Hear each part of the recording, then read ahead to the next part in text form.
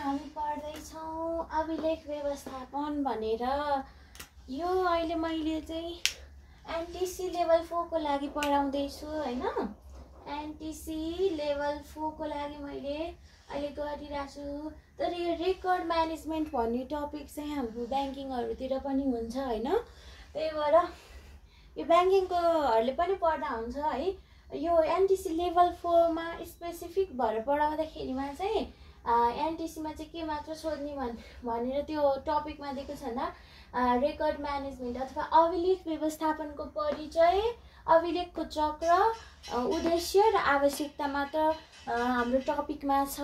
त्यही भएर हामी चाहिँ टपिकमा मात्र सीमित भएर यसको छोटो संक्षिप्त चाहिँ डिस्कसन गर्छौं।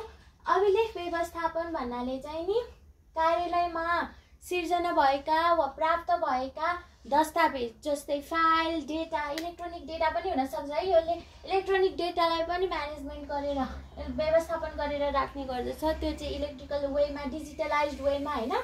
फाइल, डेटा तथा अन्य भएछ यो अन्य सूचना चाहिँ केमा उचित रूपमा के गर्ने हो, यो यति कुरा चाहिँ सम्झिनुपर्छ है। अब संकलन गर्ने, वर्गीकरण गर्ने, भण्डारण गर्ने, संरक्षण गर्ने, यति के गर्ने संकलन, वर्गीकरण, भण्डारण र संरक्षण गरी पुनः प्राप्ति योग्य प्राप्ति गर्न, फेरि प्राप्ति गर्ने, फेरि युटिलाइज गर्न अनि फेरि रियुटिलाइज गर्नको लागि योग्य बनाए अनावश्यक दस्तावेज धुल्याउने।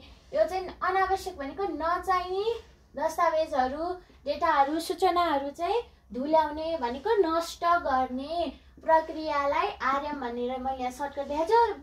यो प्रक्रियालाई अभिलेख व्यवस्थापन भनिन्छ। फेरि पढौँ है त हामी। कार्यालयमा सिर्जना वा प्राप्त दस्तावेजमा के दस्तावेजहरू हुन सक्छन्? फाइल, डेटा, चिठी आदि इत्यादि इम्पोर्टेन्ट सूचनाहरू हैन। सबैलाई उचित संकलन, वर्गीकरण, भण्डारण र संरक्षण गरी प्राप्ति वा पुनः प्राप्ति योग्य बनाई अनावश्यक दस्तावेजलाई नष्ट गर्ने प्रक्रिया नै अभिलेख व्यवस्थापन हो। अब अभिलेखको चक्र भनेको पहिला प्राप्ति गरेपछि पहिला अभिलेखलाई सिर्जना गर्ने, त्यो सिर्जना भएको अभिलेखलाई उपयोग गर्ने र रखरखाव बनाउने भनेको यो चाहिँ मेन्टेन गर्ने है। सिर्जना गर्ने, उपयोग र मेन्टेन गर्ने अनि यसलाई संरक्षण गर्ने र अनावश्यकलाई नष्ट गर्ने, यसलाई चाहिँ हामीले अभिलेख चक्र भन्न सक्छौं। अभिलेख चक्रमा चाहिँ यो कुरा पर्दछ। अनि अब आयो त्यसरी अभिलेखको उद्देश्य। व्यवस्थित र सुरक्षित अभिलेखको व्यवस्थापन गर्ने, अभिलेखलाई चाहिँ नि व्यवस्थित र सुरक्षित बनाउने, यसको व्यवस्थित र सुरक्षितको सुनिश्चितता गर्ने एउटा उद्देश्य भयो। अनि अर्को चाहिँ शीघ्र प्राप्तिको लागि सूचना चाहिँ नि हामीलाई चाहिने बित्तिकै चाहिँ यहाँ छ भनेर ठ्याक्क छिट्टो पाइहाल्नको लागि शीघ्र प्राप्तिको सुनिश्चितता गर्ने, यसको उद्देश्य भनेको हैन शीघ्र प्राप्ति। अनि पुराना तथा अनावश्यक अभिलेखहरूलाई व्यवस्थापन गर्ने, कुनै पनि पुराना कुराहरू पनि त इम्पोर्टेन्ट हुन्छन् नि हो, उनीहरू त्यस्तो कुराहरूलाई चाहिँ नि राख्ने। अनि अनावश्यक त पुराना मात्र अनावश्यक हुँदैन, नयाँ पनि अनावश्यक हुन सक्छन् हो। त्यो अनावश्यक दस्तावेजहरूलाई चाहिँ नि नष्ट गर्ने, समग्रमा भन्दा पुराना र अनावश्यक दस्तावेजहरूलाई पनि व्यवस्थापन गर्ने गर्दछ। अनि अर्को भनेको संस्थागत पारदर्शिता र जवाबदेहिता बढाउने, यसले चाहिँ नि संस्थाको ट्रान्सप्यारेन्सी बढाउने गर्दछ। ट्रान्सप्यारेन्ट बनाउँछ कि अभिलेखले हैन संस्थाको कार्यहरू, त्यस्तै गरेर संस्थाको यो अकाउन्ट्सहरूलाई चाहिँ नि यसले ट्रान्सप्यारेन्ट बनाउँछ र जवाबदेहिता पनि बनाउँछ। कानुनी तथा नियामक आवश्यकता पूरा गर्ने, कानुनले तोके बमोजिमको अभिलेख चाहिँ नि एकदम अति आवश्यक अभिलेखहरूलाई चाहिँ नि उसले चाहिँ व्यवस्थापन गरेर यो नियामक आवश्यकता र कानुनी आवश्यकताहरू चाहिँ नि लिगल एक्सन्सको लागि यो अति आवश्यक हुन्छ हैन। त्यसलाई चाहिँ त्यसको आवश्यकताको लागि पूरा गर्ने कसले गर्छ भन्दा अभिलेख व्यवस्थापन गरेपछि न यो कानुनी सहायता लिनको लागि सजिलो हुन्छ। त्यसै जस्तो अब आवश्यकतामा भनेको यही उद्देश्यहरू जे छन् हैन, अब यिनीहरूलाई नै चाहिँ नि यो उद्देश्य भनेको त अब मैले यस्तो गर्न छ भन्ने भयो। आवश्यकता भनेको चाहिँ यो गर्नको लागि त उसले गर्न पर्यो नि हो, यसलाई नै चाहिँ नि आवश्यकतामा अब त्यो मिलाएर लेख्न पर्छ हैन। जस्तै अब यहाँ सूचना सुरक्षा भनेको नि, यहाँ यो सुरक्षित राख्ने भनेको के हो, अभिलेख। अभिलेख भनेको के हो, यो सङ्कलन गरेको डाटा तथा अन्य सूचना भनेर अभिलेख छ भनेपछि यो सूचना सुरक्षा भनेको गौप्य संवेदनशील अथवा चाहिँ नि चाहिने खालका सूचनाहरूलाई चाहिँ नि सुरक्षित तवरले चाहिँ नि राख्नको लागि पनि अभिलेख व्यवस्थापन आवश्यक छ।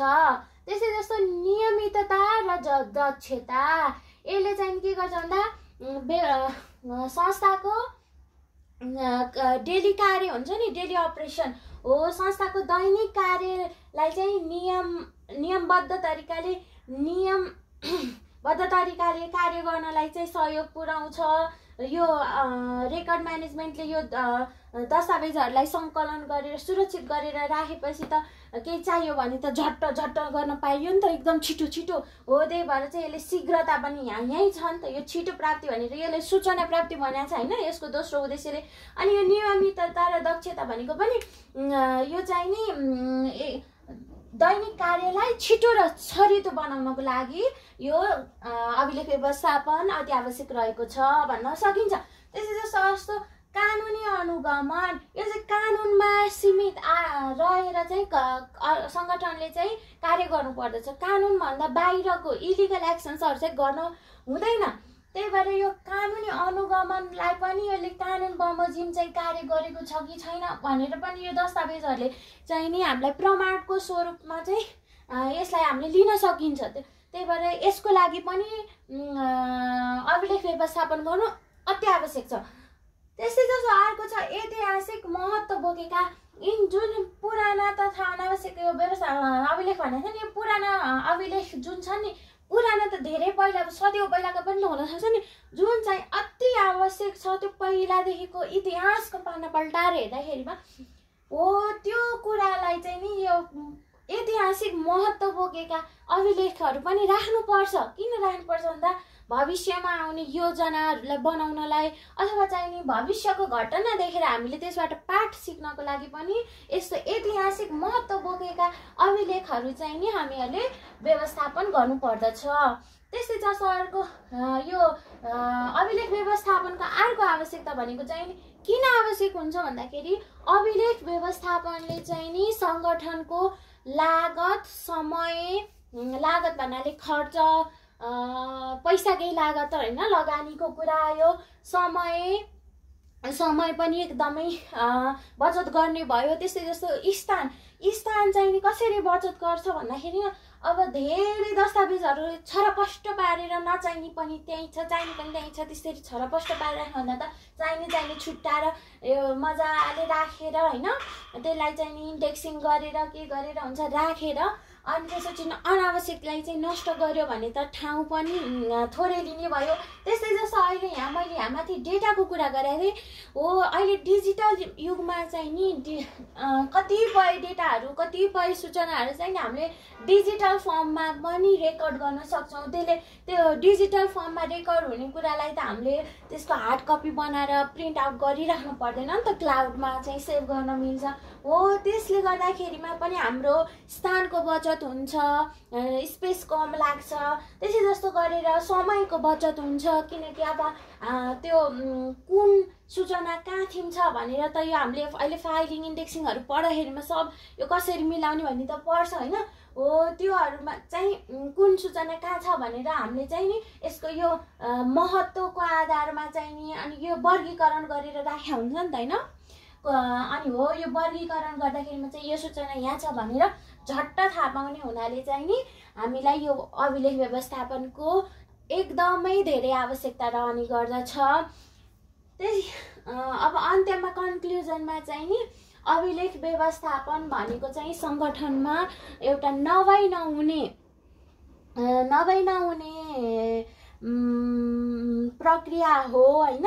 यसले केवल दस्तावेजहरूको उचित सङ्कलन र संरक्षण मात्र नभएर यसले चाहिँ कानुनी, प्रशासनिक र ऐतिहासिक दृष्टिकोणले पनि यो चाहिँ अपरिहार्य छ भनेर चाहिँ हामीले यति नै लेख्न सक्छौँ। अब यस्तै फेरि अरू भिडियोहरूको लागि चाहिँ सब्सक्राइब गर्नु होला। म यो लेभल 4 को एनटिसी लेभल 4 को चाहिँ अब रेगुलर अपडेट गरिरहेछु। Okay by.